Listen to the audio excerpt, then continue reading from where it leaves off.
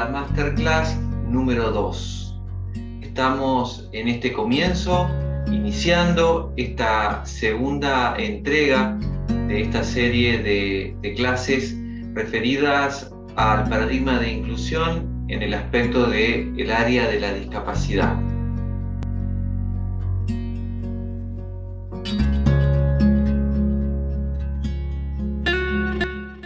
Para eso vamos a ver como introducción el siguiente video.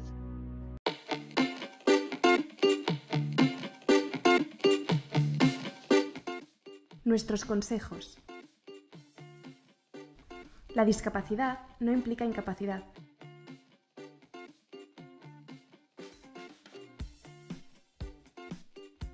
Por eso hay que tener en cuenta que el trato al que tienen derecho las personas con discapacidad es el mismo que el de cualquier otra persona,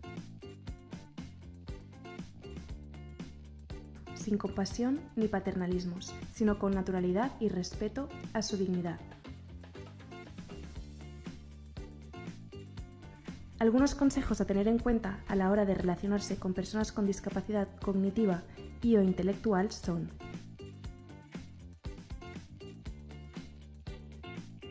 interactuar directamente con ellas, independientemente de que se encuentre acompañado de otra persona. Solo de considerarlo realmente necesario y, en una segunda instancia, dirigirse a quien lo o la acompaña.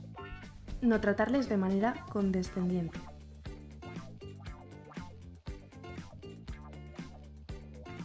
Evitar tratar o hablar de manera infantil.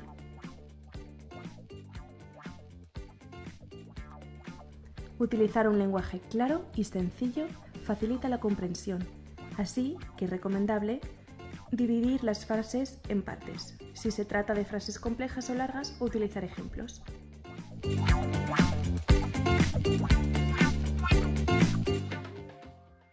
Habíamos tratado en la Masterclass número 1 acerca del paradigma de inclusión y particularmente de inclusión socioeducativa en términos de la Declaración de Salamanca y en adelante, desde el año 1994, y ahora nos proponemos hacer un raconto acerca de lo que ha pasado a lo largo de la historia de la humanidad con el tema de la discapacidad.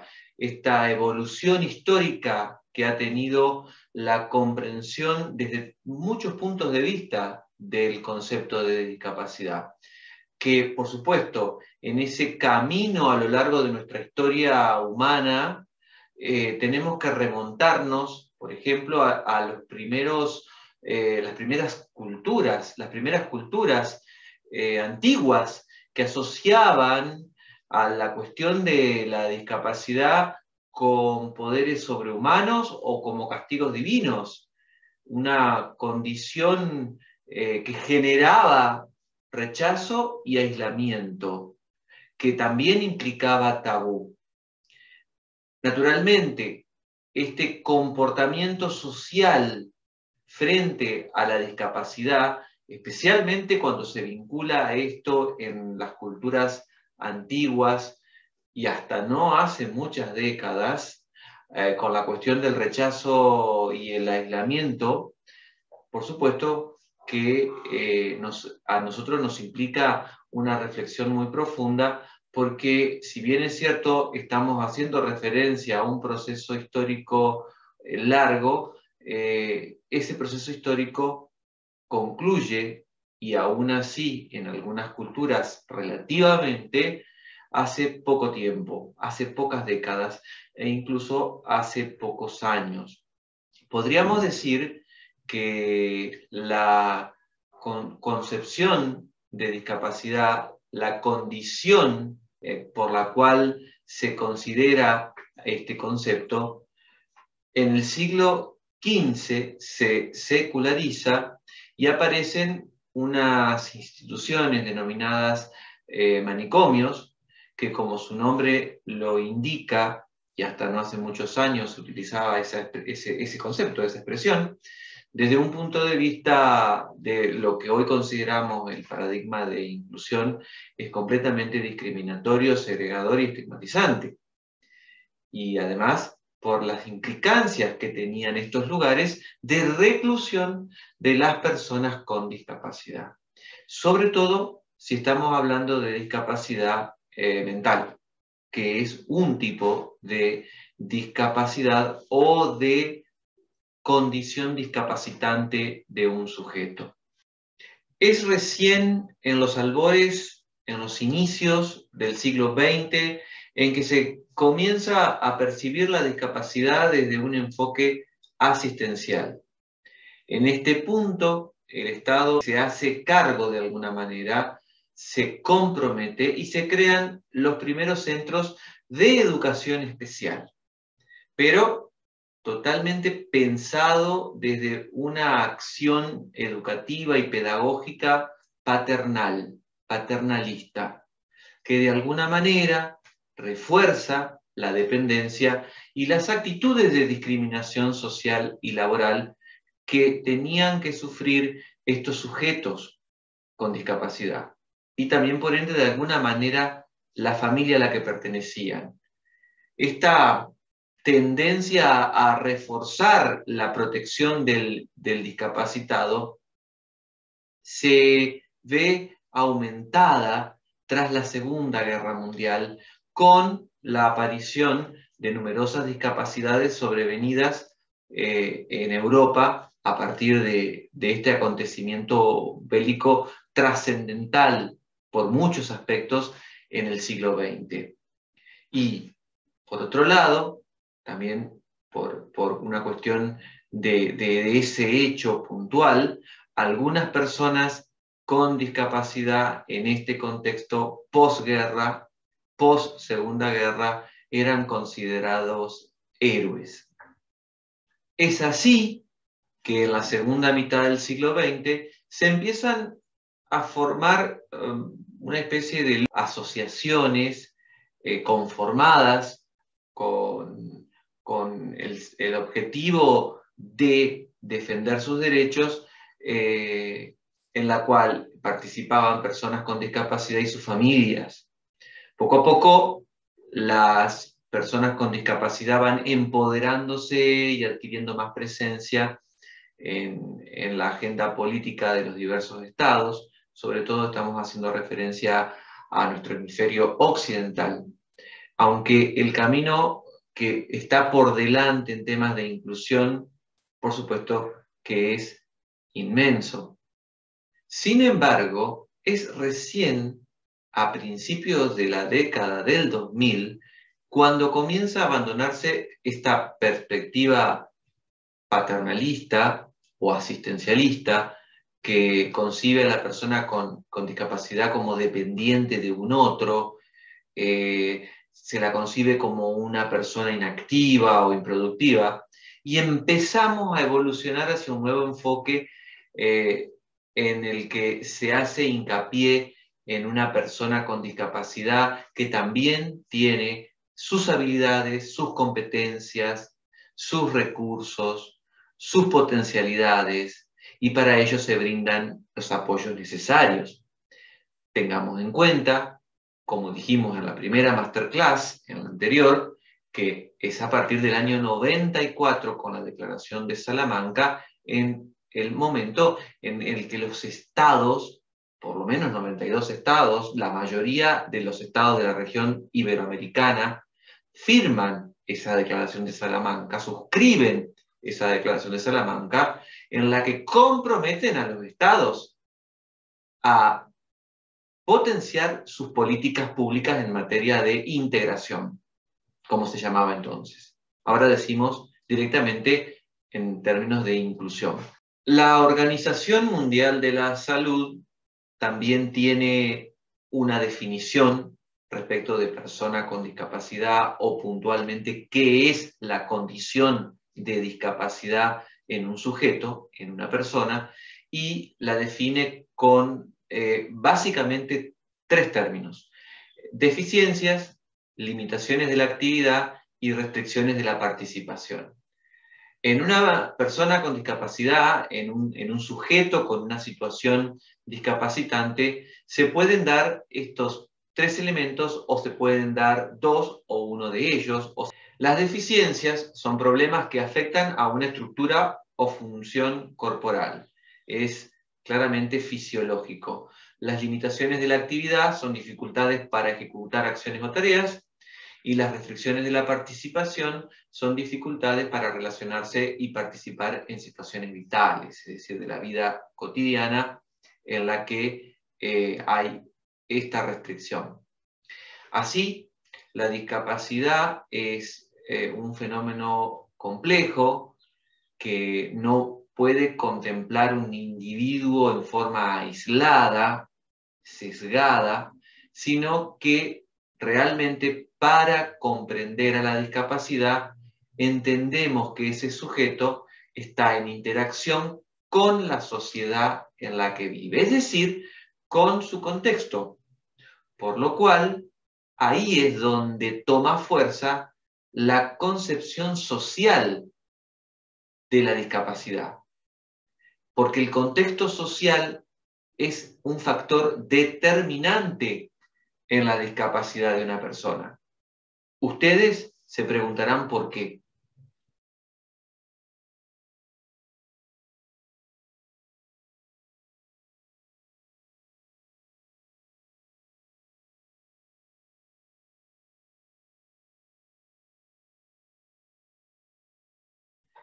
El contexto social de una persona con discapacidad determinante en la discapacidad de esa persona, porque ese contexto social, primeramente o primariamente la familia, y en segundo término, a partir de la familia y su contexto, el contexto en el que vive esa persona con discapacidad, tiene la posibilidad, y diría yo, un término muy propio, la oportunidad de ser favorecedor de la inclusión socioeducativa o sociolaboral de ese sujeto. Es decir, si nosotros consideramos desde la perspectiva de este paradigma de comprensión de la discapacidad, de modelo social de la discapacidad, que tenemos una familia que primero acepta la condición de discapacidad de su miembro de la familia y con ello se abren las puertas de esa familia al contexto socioeducativo y sociolaboral, y ese sujeto experimenta desde su nacimiento una vida de interacción, de participación, en la que no hay limitaciones a la actividad, salvo las que pudiera tener propiamente por su discapacidad, y no hay restricciones en la participación de una vida dinámica, interactiva, con todo el contexto, estamos teniendo verdaderamente un sujeto incluido. Un sujeto incluido como los que quizás muchos de nosotros podemos conocer, que han desarrollado su vida incluso afectiva, social, laboral, educativa, en el contexto de toda la sociedad y sin restricción alguna. Para eso es fundamental comprender que el contexto inmediato del sujeto puede generar esta oportunidad de inclusión o lo puede obstaculizar. Depende, por supuesto, de los recursos, sobre todo de los recursos simbólicos que tengan las familias en torno a la comprensión y aceptación de la discapacidad de ese miembro de ese núcleo familiar.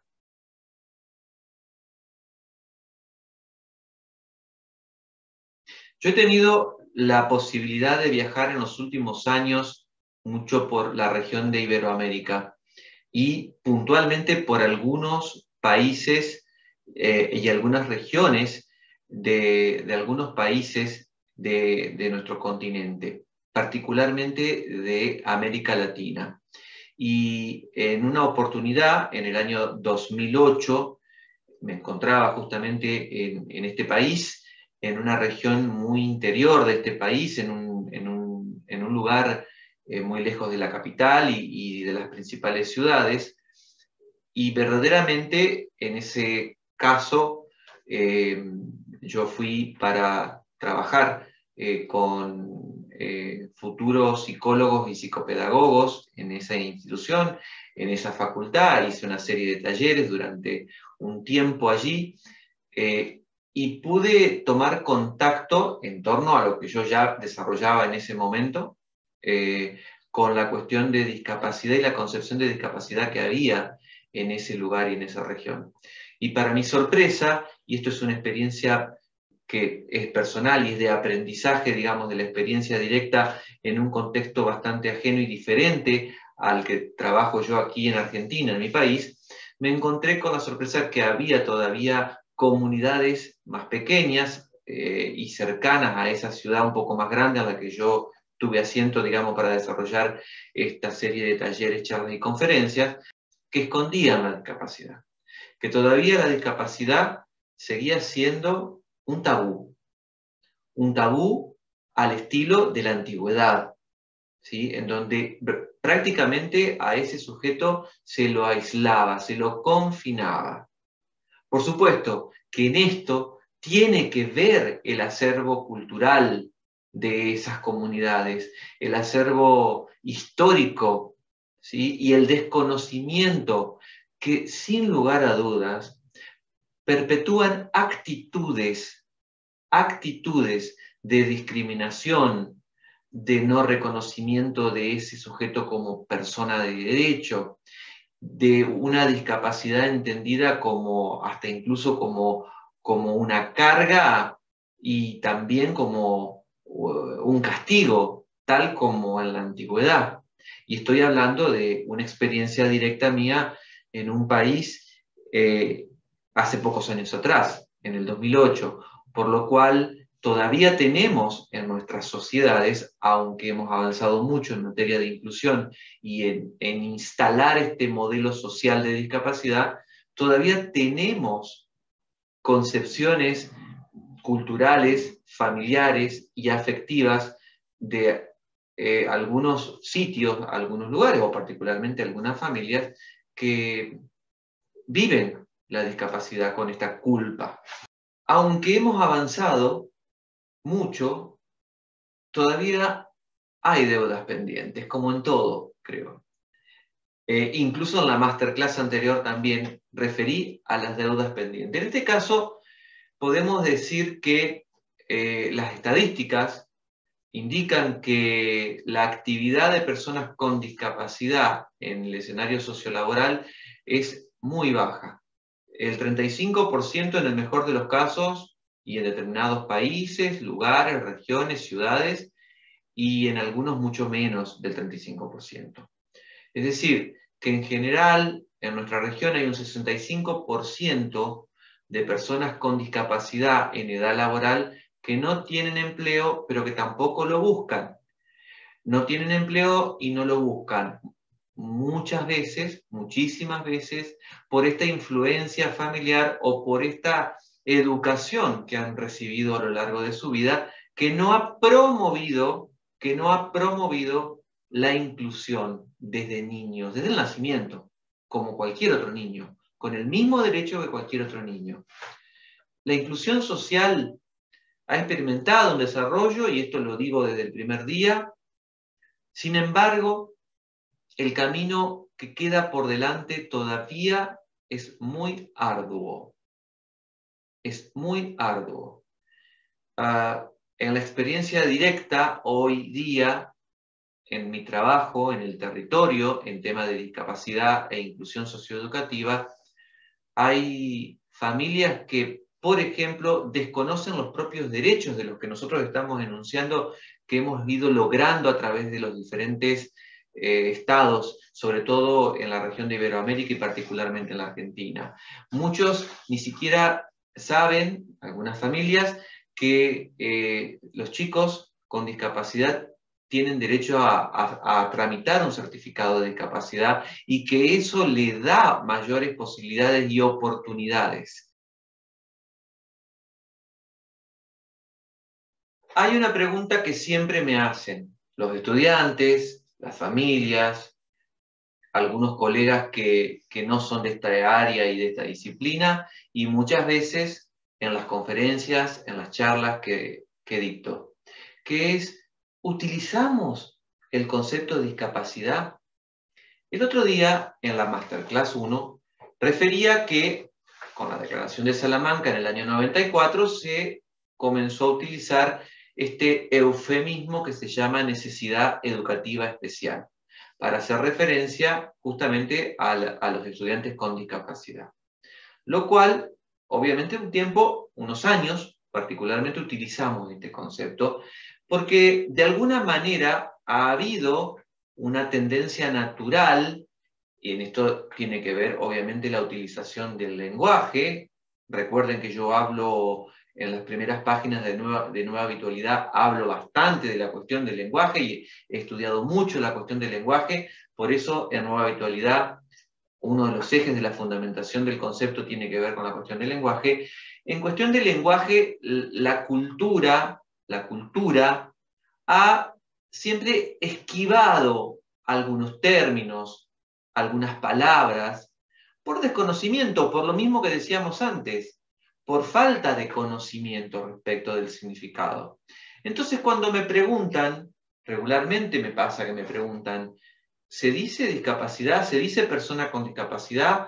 ¿O se dice persona ciega? ¿O se dice persona sorda?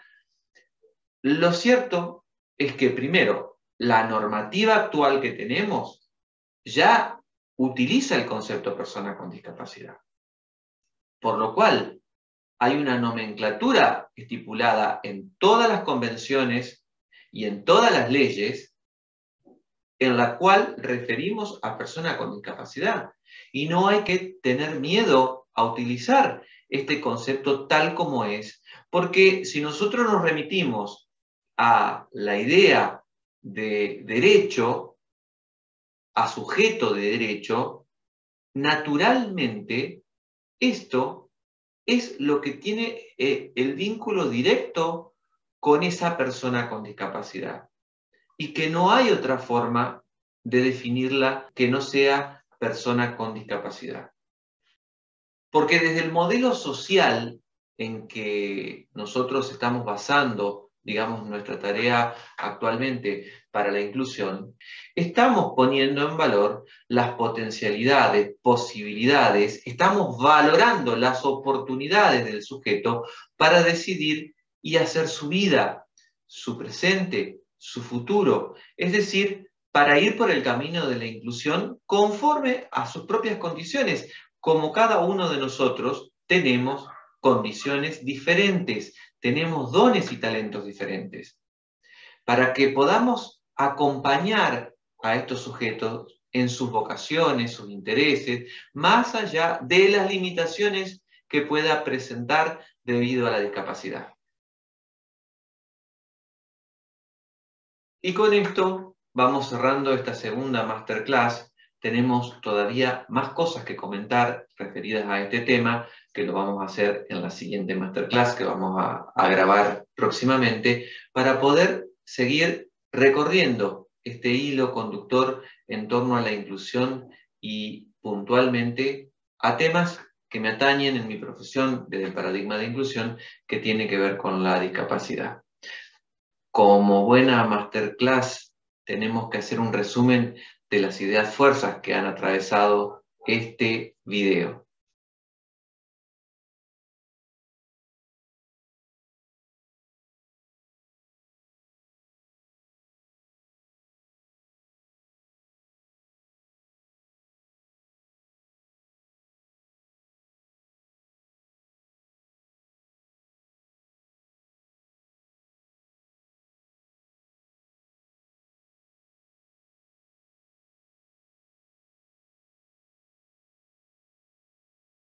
Y como conclusión, y como hay mucho más por delante que lo vamos a desarrollar en la siguiente clase, recordemos que estamos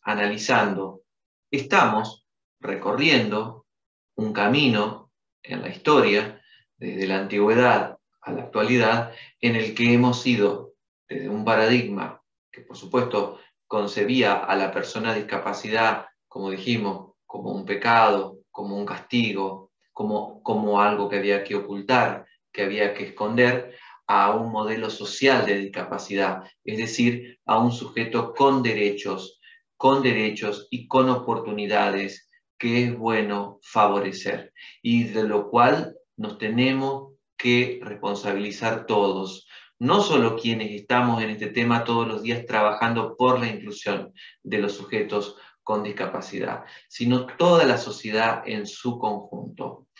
No hay que tener miedo a la discapacidad. Siempre que tenemos miedo es porque hay desconocimiento. No nos olvidemos de esto.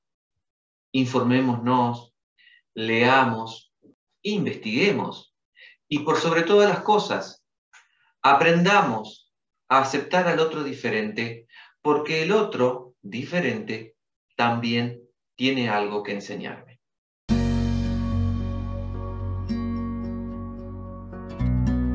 Pero también hemos tenido cuestiones que nos han puesto en este debate de lo personal. Laura ya recibió lo que así requiere. Y me queda a mí que para mí llegar a esta profesión, pero lo demás cuento de la profesión, haber empezado a formarme para trabajar a ustedes en el tema mayor, también tiene aspectos personales que me tocan y que quiero comentarles. Porque en lo personal yo tuve a mi padre con Alzheimer, que ya no está en nosotros. Entonces muchas de estas cosas que uno va diciendo están dichas con la razón, es decir, con el lado del cerebro que utiliza lo racional, el izquierdo, y lo otro también con la emoción que me pone a veces contar o escuchar a mi colega cuando narra síntomas de pacientes que se parecen a lo que nosotros en mi familia empezamos a observar en mi padre muy tempranamente.